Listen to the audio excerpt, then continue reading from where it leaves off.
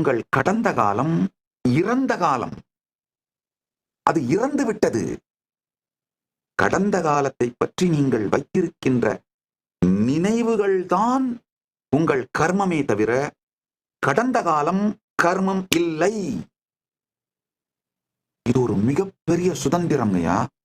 அப்ப இந்த நினைவுகளை மட்டும் நீங்க டிராப் பண்ணிட்டீங்கன்னா நீங்கள் கர்ம விமுக்தர்களாக மாறிவிடுகிறீர்கள், கர்ம முக்தர்களாக மாறிவிடுகிறீர்கள். எந்த கர்மமும் உங்களை தொடுவதில்லை. நீங்க கடந்ததிலிருந்து நினைவில் எடுத்துட்டு வந்த நிகழ்காலத்துல வைக்கின்ற, நிகழ்காலத்தில் வைத்து நீங்களாகவே உயிர் கொடுக்கின்ற கர்மங்கள் மட்டும்தான் உங்களை பாதிக்கின்றது. நிகழ்காலத்தில் வைத்து உயிர் கொடுப்பதை நிறுத்துங்கள். அந்த கர்மம் உங்களை பாதிப்பதில்லை. கடந்த காலம் இறந்த காலம்.